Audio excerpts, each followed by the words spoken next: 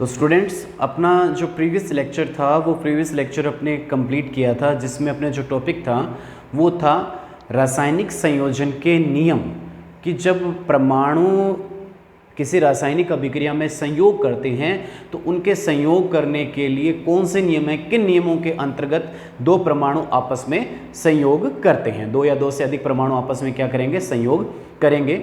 उसके अंदर आपने कहा था कुल 5 नियम अपने यहाँ पर अध्ययन करेंगे, जिसमें से पहला जो नियम था द्रव्यमान संरक्षण का नियम, जिसका आपने अध्ययन कर लिया। दूसरा जो नियम था वो था हमारे पास स्थिर अनुपात का नियम, इसका भी अपने अध्ययन कर लिया। हमने कहा था इनके ऊपर जो आधारित जो न्यूमेरिकल है वो न्यूमेरिकल सभी जो अपने नियम हैं वो कंप्लीट होने के बाद में इनको देखे जाएंगे अपने पास, ठीक है। तीसरा नियम जो आज हमारे को जो शुरू करना है वो क्या है, गुणित अनुपात का नियम, ठीक है। तो गुणित अनुपात का नियम, ये नियम क्या है, सबसे पहले अपने बात करें कि ये नियम अपने को दिया किसने था। तो ये नियम अपने को किसके द्वारा दिया गया था, डाल्टन के द्वारा दिया गया था, ठीक है। तो ये नियम देने वाले जो वैज्ञानिक है वो वैज्ञानिक कौन से हमारे पास, डाल्टन है, ठीक है। डाल्टन क्या कहते हैं इस नियम के अंतर्गत अपने को, वो कहते हैं यदि दो तत्व संयोजित होकर, उन्होंने क्या कहा अपने को कि यदि दो तत्व संयोजित होकर एक से अधिक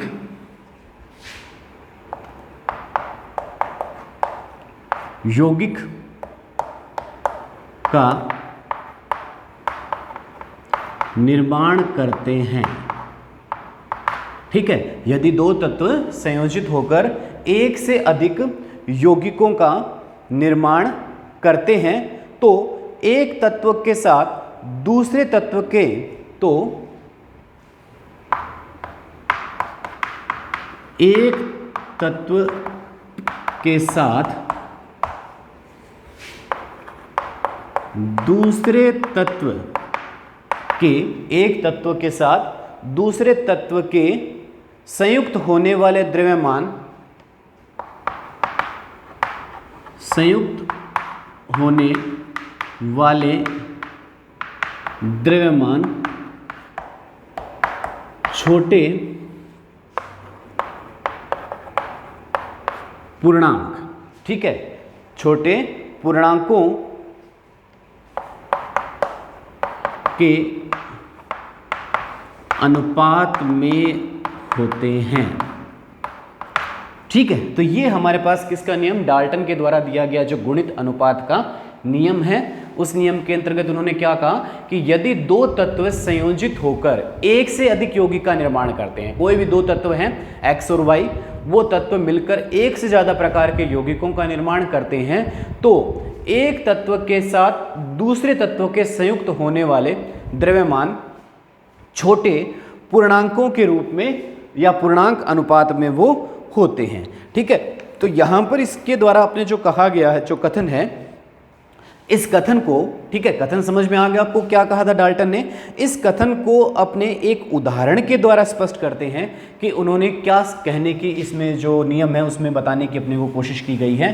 तो वो अपने को इस नियम में बता क्या रहे हैं, इसको अपने एक उदाहरण के द्वारा समझा। आपने कहा दो तत्व कौन से हैं, पहले मैंने एग्जाम्पल लिया कि हाइड्रोजन और ऑक्सीजन अभिक्रिया करके क्या बना रहे हैं, हाइड्रोजन पर ऑक्साइड का निर्माण कर रहे हैं। हाइड्रोजन और ऑक्सीजन ने मिलकर किसका निर्माण कर दिया, हाइड्रोजन पर ऑक्साइड का निर्माण कर दिया, ठीक है। तो यहां पर हाइड्रोजन का द्रव्यमान कितना मान सकते हैं अपने, 2 ग्राम हाइड्रोजन का द्रव्यमान अपने पास है, और ऑक्सीजन का जो द्रव्यमान है वो, ऑक्सीजन का जो द्रव्यमान अपने पास कितना हो जाएगा, हाइड्रोजन और ऑक्सीजन, तो ऑक्सीजन का द्रव्यमान हो गया मेरे पास यहाँ पर 32 ग्राम, ठीक है। तो 2 ग्राम 32 ग्राम के साथ अभिक्रिया कर रहे हैं और अपने पास यहाँ पर कितना बन रहा है, अपने पास यहाँ पर 32 और 2 34 ग्राम आपके पास क्या बन रहा है, अपने पास यहाँ पर हाइड्रोजन परऑक्साइड का निर्माण अपने पास हो रहा है, ठीक है। इसी तरह से जल का जब निर्माण होगा तो जल का निर्माण कैसे हो जाएगा, हाइड्रोजन आधे अणु ऑक्सीजन के साथ अभिक्रिया करेगा और जल के एक अणु का निर्माण अपने पास हो जाता है, ठीक है। तो इसमें हाइड्रोजन कितने ग्राम हो गया अपने पास, 2 ग्राम, ऑक्सीजन आधा अणु दे रखा है, तो एक अणु का द्रव्यमान 32 होता है, तो आधे अणु का द्रव्यमान कितना हो जाएगा 16 ग्राम। तो आपके पास यहाँ पर 18 ग्राम अपने को जल की प्राप्ति हो जाती है। ठीक है, तो अपना तो टॉपिक ये था कि जब दो तत्व आपस में संयोग करते हैं, दो तत्व कौन से देख सकते हैं, हाइड्रोजन और ऑक्सीजन आपस में संयोग करके एक से ज्यादा प्रकार के यौगिकों का निर्माण कर रहे हैं, तो एक से ज्यादा प्रकार के यौगिक बना रहे हैं। पहला यौगिक हाइड्रोजन पेरोक्साइड और दूसरा यौगिक कौन सा है हमारे पास, जल। ठीक है, तो एक से ज्यादा प्रकार के यौगिकों का जब निर्माण करते हैं तो एक तत्व दूसरे तत्व के साथ, ठीक है, संयुक्त होने वाले द्रव्यमान, एक तत्व का दूसरे तत्व के साथ संयुक्त होने वाला जो द्रव्यमान है वो छोटे पूर्णांक के अनुपात में होता है। किस में होता है वो, छोटे पूर्णांक के रूप में। तो मैं इसको हल अगर करता हूं तो इसका अनुपात क्या हो गया 2:32। इस 2:32 को आपने सरल अनुपात में जो बदला तो वो कितना आ गया अपने पास 1:16। इसी तरह से आप यहां पर देखते हैं तो इनका अनुपात क्या आ रहा है 2:16। इसका अगर आपने सरल अनुपात जो बनाया तो वो कितना आ गया 1:8। तो देख सकते हैं यहां पर जो इसका अनुपात आ रहा है वो किस में आ रहा है, देखो गुणित के रूप में बढ़ रहा है, गुणित अनुपात के रूप में इसको लिखा जा रहा है अपने। ठीक है, कि वो किस रूप में बढ़ता जा रहा है अपने पास, उसके गुणित रूप में एक दूसरे से क्या होता जा रहा है, बढ़ता जा रहा है। ठीक है, कितना हो गया, इससे क्या हो गया, वो दोगुना हो गया। 8 से कितना हो गया अपने पास, दोगुना कितना हो गया अपने पास 16। ठीक है, इसी तरह से और समझते हैं अपने उदाहरण। नाइट्रोजन और ऑक्सीजन दो तत्व हैं। ठीक है, तो नाइट्रोजन और ऑक्सीजन दो तत्व अपने लिए गए। इन दोनों तत्वों से मिलकर अपने पास विभिन्न प्रकार के यौगिकों का निर्माण हो रहा है।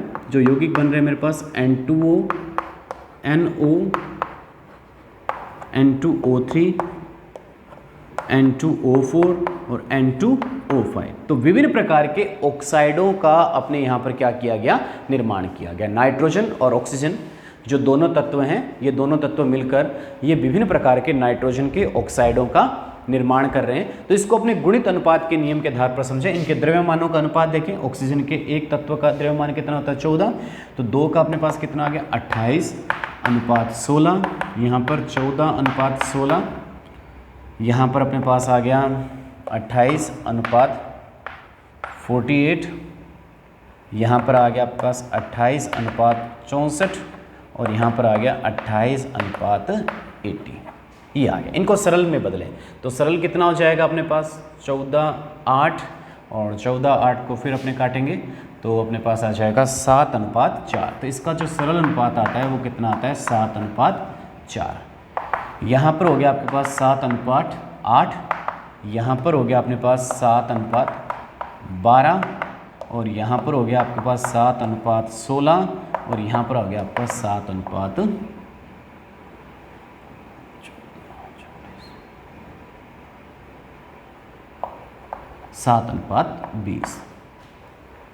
ठीक है, तो आपने यहां पर देखा, इन उदाहरणों के अंदर आपने देखो कि जो नाइट्रोजन और ऑक्सीजन जो दो तत्व हैं वो दो तत्व मिलकर नाइट्रोजन के विभिन्न प्रकार के ऑक्साइडों का जब यहाँ पर निर्माण कर रहे हैं तो नाइट्रोजन के विभिन्न ऑक्साइडों में अनुपात किस रूप में बढ़ता जा रहा है, एक गुणित अनुपात के रूप में बढ़ता जा रहा है। देखो यहाँ पर 7, 4, 8, 12, 16, 20, 4, 8, 12, 16, 20 किस रूप में बढ़ता जा रहा है, ये गुणित रूप में बढ़ता जा रहा है। किस रूप में बढ़ता जा रहा है, गुणित रूप से यहाँ पर अनुपात इनका क्या होता जा रहा है, बढ़ता जा रहा है। ठीक है, इसे क्या कहा जाता है, गुणित अनुपात का नियम कहा जाता है कि जहाँ पर अनुपात है वो किस रूप में बढ़ता है, एक गुणित रूप में बढ़ता जाता है। उस अनुपात को क्या कहा जाता है, उस नियम को क्या कहा जाता है अपने पास यहाँ पर गुणित अनुपात का नियम, यहाँ पर इसको नाम दिया जाता है। ठीक है, तो आपको समझ में आ गया गुणित अनुपात का नियम क्या है, किस तरह से इसको अपने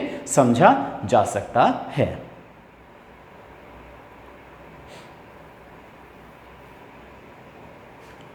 अगला हमारे पास जो नियम है वो आ रहा है गैलुसे का गैसीय आयतनों का नियम। ठीक है, तो इसमें तो अपने वैज्ञानिक का नाम याद करने की आवश्यकता नहीं है, इसमें अपने वैज्ञानिक दे ही रखा है। कौन सा वैज्ञानिक है हमारे पास, गैलुसेक हमारे पास वैज्ञानिक है। गैलुसेक क्या कहता है कि जब दो या दो से अधिक गैसें आपस में संयुक्त होती है, ठीक है, तो आपने यहाँ पर इसमें गैलुक्सन की सिंपल सी बात कही थी उन्होंने कहा था कि जब दो या दो से अधिक गैसें आपस में संयुक्त होती हैं तो उनके आयतन के जो अनुपात होते हैं वो कैसे होते हैं, सरल अनुपात में होते हैं। ठीक है, उन्होंने कहा कि जब रासायनिक अभिक्रिया में गैसें आपस में संयुक्त होती है, ठीक है, तो उन गैसों के अनुपात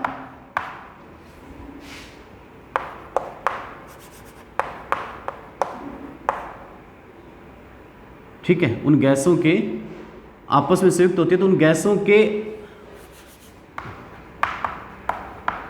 आयतन के अनुपात सरल अनुपात में होते हैं। ठीक है, तो इन्होंने ये सिंपल सी बात कही थी कि जब दो गैसें आपस में संयुक्त होगी तो उनके जो आयतन है वो आयतन किस में होते हैं, सरल अनुपात में होते हैं। यहां पर शर्त मेन ये है, इस जो नियम की जो शर्त मेन क्या रहती है कि शर्त हमारे पास ये है कि सभी गैसों के जो संयुक्त होने वाली है, सभी गैसों के ताप व दाब समान हो। ठीक है, तो इस नियम की मुख्य शर्त ये है कि जो गैसें आपस में संयुक्त हो रही है उन गैसों के जो ताप व दाब है, ठीक है, जो अभिक्रिया करने जो उनकी कंडीशन है ताप व दाब, वो ताप व दाब कैसा होना चाहिए, समान होना चाहिए, तभी ये नियम लागू होगा, अन्यथा ये नियम लागू नहीं होगा। यदि दोनों गैसों का ताप और दाब भिन्न भिन्न है तो इन नियमों को, इस नियम को अपने यहाँ पर गैसों के आयतन संबंधी नियम के ऊपर अपने यहाँ पर लागू नहीं किया जा सकता।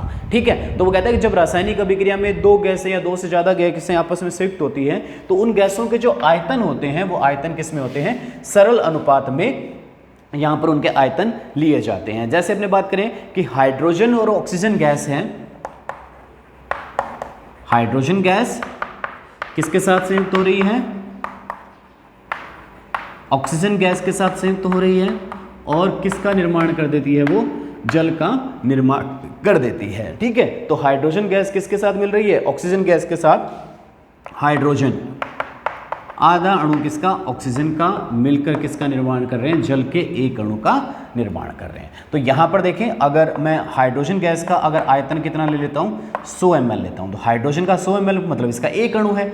ऑक्सीजन का कितना ले रहे हैं, आधा अणु, मतलब यहां पर कितना ml हो गया, ये 50 ml हो गया। ठीक है, तो 100 ml हाइड्रोजन गैस के साथ जो ऑक्सीजन जो क्रिया कर रही है वो कितनी कर रही है, अपने को 50 ml ऑक्सीजन क्रिया कर रही है और आपको कितने ml गैस दे रही है, वो 100 ml जल के अणु का निर्माण वो कर रही है। ठीक है, तो इनका अनुपात देख सकते हैं, इन दोनों गैसों का जो आयतन का जो अनुपात है 100:50, और इस 100:50 को अगर सरल अनुपात में मैं लिखता हूं तो वो मेरे पास क्या बन जाता है, 2:1 बन जाता है। तो देखा आपने यहाँ पर कि जो आयतन का जो अनुपात है वो आयतन का अनुपात कैसे रह रहा है अपने पास, यहाँ पर सरल अनुपात के रूप में रह रहा है। ठीक है, तो दोनों गैसों ने जब अभिक्रिया की तो दोनों गैसों की अभिक्रिया करने वाली गैसों का जो अनुपात आता है, आयतन का जो अनुपात आता है, वो आयतन का अनुपात आपके पास सरल अनुपात आ रहा है। ठीक है, वो भिन्नांक अनुपात आपके पास प्राप्त नहीं हो सकता।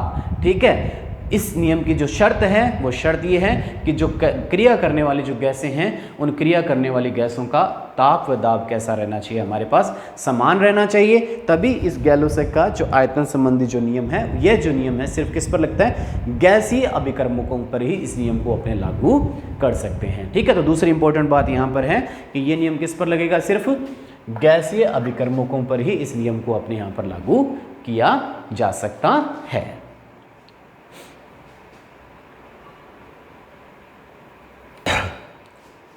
अब अपने पास इसमें जो रासायनिक संयोजन के जो नियम थे, इसमें अंतिम नियम हमारे पास आ रहा है आवोगाद्रो का नियम। ठीक है, किसने दिया था, तो वो तो क्लियर हो अपने को, किसने दिया था, आवोगाद्रो ने दिया था।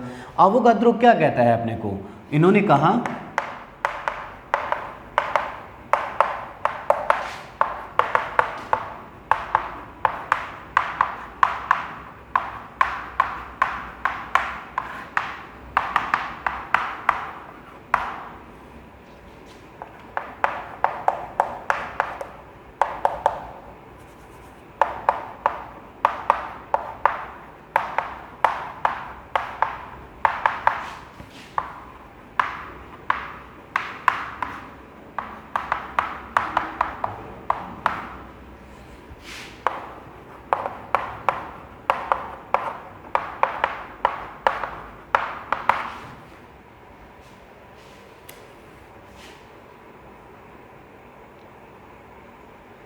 ठीक है, तो नियम इसका समझ में आया। इन्होंने क्या कहा, ताप व दाब की समान परिस्थितियों में सभी गैसों के समान आयतन में अणुओं की संख्या भी क्या होती है, समान होती है। ठीक है, कि अगर अपने यहाँ पर ताप व दाब की क्या रखी जाए, समान परिस्थितियाँ रखी जाए। अपने यहाँ पर जैसे मैंने बात की कि जैसे कमरा है, इस कमरे का तापमान कितना है, 25 डिग्री सेल्सियस, और जो दाब है वो दाब कितना है, 1 वायुमंडलीय दाब है। ठीक है, और इस कमरे में यहाँ पर 2 गैसें भरी गई है, या आप इसको ऐसे लिख सकते हैं उदाहरण कि आपने कहा था जल का जो अणु निर्माण हुआ था वो कैसे हुआ था कि 2H, अपने इसको लिखा जा सकता है कि यहाँ पर इसको सामान्य रूप से अगर देखते हैं कि जल के एक अणु का जो निर्माण होता है, वो जल के अणु का एक अणु का जो निर्माण अपने पास कैसे हो सकता है, इसको अगर समझा जाए तो अपने पास यहाँ पर होता है कि अभिक्रिया क्या होती है, 2H2 प्लस O2 क्या बनाता है, 2H2O। ठीक है, और इसको मैं जल का अगर एक अणु निर्माण करना है तो एक अणु के लिए मैं क्या कहूँगा, H2 प्लस हाफ O2, और ये क्या बना दिया, जल के एक अणु का इसने निर्माण कर दिया। ठीक है, अभी अपने इनके जो आयतन लिए थे वो आयतन कितने लिए थे, 100 ml, और इसको कितना लिया था, 50 ml। तो 100 ml और 50 ml का अर्थ क्या है कि यहाँ पर आपने हाइड्रोजन के जो आयतन लिए गए हैं वो कितने आयतन लिए गए, हाइड्रोजन को किस में लिया, 2 आयतन में लिया गया, 2:1 में अभिक्रिया हो रही है ना, इनकी जो अभिक्रिया हो रही है, इनकी अभिक्रिया का जो अनुपात है वो क्या रह रहा है, 2:1।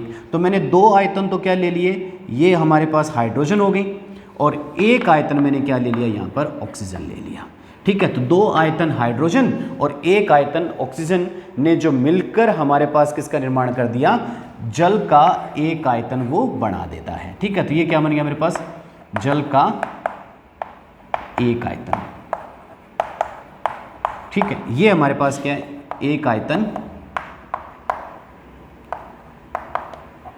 ऑक्सीजन, ये हमारे पास एक आयतन हाइड्रोजन, और ये भी अपने पास एक आयतन हाइड्रोजन। ठीक है, तो हाइड्रोजन का कुल आयतन कितना हो गया, 1 प्लस 1 आयतन हाइड्रोजन हो गया, तो टोटल 2 आयतन हाइड्रोजन और 1 आयतन क्या है, ऑक्सीजन है, जिन्होंने मिलकर क्या बना दिया, जल के एक आयतन का निर्माण करता है। तो यहां पर कहता है कि जो एक आयतन जो हाइड्रोजन है, 1 और 1, अगर अपने इन दोनों का आयतन अगर समान कर दिया जाए तो समान आयतनों में अणुओं की संख्या भी क्या होती है, समान होती है। इसका मतलब जितना, अगर मैं यहां पर हाइड्रोजन को 1 लीटर लूं, 1 लीटर हाइड्रोजन लिया जाए और 1 लीटर ऑक्सीजन गैस को ले लिया जाए, ठीक है, तो दोनों के आयतन मैंने क्या रखे, समान, और इन दोनों समान आयतनों को मैंने इस कमरे में रख दिया, जिसके अंदर जो ताप है वो कितना है, 25 डिग्री सेल्सियस है, और दाब कितना है, 1 वायुमंडलीय दाब है। तो दोनों के आयतन समान है, 1 लीटर आपके पास हाइड्रोजन है और 1 लीटर आपके पास क्या है, ऑक्सीजन है। तो इन दोनों में जो अणु होंगे, हाइड्रोजन के अणु और ऑक्सीजन के अणु, वो क्या होंगे, समान होंगे। अगर अपने कह सकते हैं 1 लीटर आयतन में x अणु हाइड्रोजन के हैं तो 1 लीटर आयतन में x अणु ही किसके होंगे, हमारे पास ऑक्सीजन के होंगे। इसे क्या कहा जाता है, आवोगाद्रो का नियम कहा जाता है। ठीक है, समझ में आ गया आपको आवोगाद्रो का नियम। सिंपल सी बात यहां पर कहता है कि यहां पर दोनों के जो आयतन है अगर समान है 2 गैसों के, तो उनमें जो अणुओं की संख्या है वो कितनी रहती है, हमारे पास समान रहती है। जैसे मैंने 1 लीटर यहां पर क्या लेते हो आप, हाइड्रोजन लेते हो, 1 लीटर आपके पास हाइड्रोजन गैस है और 1 लीटर आपके पास क्या है, ऑक्सीजन गैस है। तो इन दोनों में जो अणुओं की संख्या है, अणु कितने हैं, 1 लीटर हाइड्रोजन में, ये तो लीटर तो क्या है, आयतन है, तो इस 1 लीटर आयतन में हाइड्रोजन के कितने अणु हैं, जितने 1 लीटर आयतन में हाइड्रोजन के अणु होंगे उतने 1 लीटर आयतन में किसके होंगे, ऑक्सीजन के अणु हमारे पास हो जाएंगे। इस चीज को आप ऐसे समझ सकते हो कि दर्जन, अपने उदाहरण लेते हैं तो 1 दर्जन पेंसिल और 1 दर्जन केले।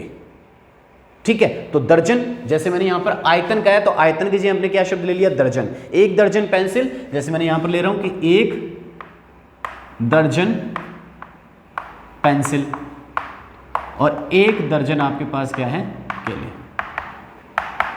तो देखो चीज तो अलग अलग है ना, यहां पर क्या ली गई है, पेंसिल ली गई है, और यहां पर क्या लिए गए, केले लिए गए हैं। दोनों के द्रव्यमान अलग अलग है। ठीक है, दोनों के द्रव्यमान क्या है, अलग, पेंसिल का द्रव्यमान अलग होता है और केले का द्रव्यमान क्या होता है, अलग होता है, लेकिन शब्द दोनों में क्या आ रहे हैं, दर्जन आ रहे हैं। तो दर्जन का मतलब क्या हो जाएगा कि दोनों में दर्जन ले रहे हैं, और दर्जन का मतलब कितना है, 12। इसका मतलब 1 दर्जन पेंसिल मतलब 12 पेंसिल और 12 ही क्या लिए गए, केले लिए गए हैं। ठीक है, तो आपने कहा कि अगर आयतन समान है तो अणुओं की संख्या भी क्या होगी, वहां पर समान होगी। कब? जब शर्त ये लगा दी गई अपने पास यहां पर कि शर्त उसके पास क्या है यहां पर कि ताप व दाब की जो परिस्थितियां हैं, वो ताप व दाब की परिस्थितियां क्या होनी चाहिए, हमारे पास समान होनी चाहिए, तभी ये नियम आपके पास क्या है, लागू होता है, अन्यथा इसको यहां पर लागू नहीं किया जा सकता है। ठीक है, तो इसका मतलब यहां पर जो इसके अंदर जो आवोगाद्रो ने जो परिणामों की जो व्याख्या की थी वो अणुओं के आधार पर की थी, और अणुओं को उसने कैसा माना था, बहुपरमाणुक माना था। अणु किससे मिलकर बने होते हैं, परमाणुओं से मिलकर बने हुए होते हैं। ठीक है, ये आवोगाद्रो की परिकल्पना का मेन कॉन्सेप्ट था कि आवोगाद्रो ने ये माना था कि जो अणु हैं वो अणु किससे मिलकर बने हुए होते हैं, परमाणुओं से मिलकर बने होते हैं। तो आप यहां पर देख सकते हो कि हाइड्रोजन एक द्विपरमाणुक अणु है और ऑक्सीजन भी क्या है, एक द्विपरमाणुक अणु के रूप में यहां पर कार्य कर रहा है। ठीक है, तो ये अपने पास यहां पर आवोगाद्रो का नियम हो गया। तो इस तरह से अपने जो ये रासायनिक संयोजन के जो 5 नियम थे, इन 5 नियमों को आपने क्लियर कर दिया। अगर इस नियमों में आपको किसी भी नियम में अगर आपको समस्या आती है तो आप मेरे से कांटेक्ट कर सकते हैं। क्लियर है?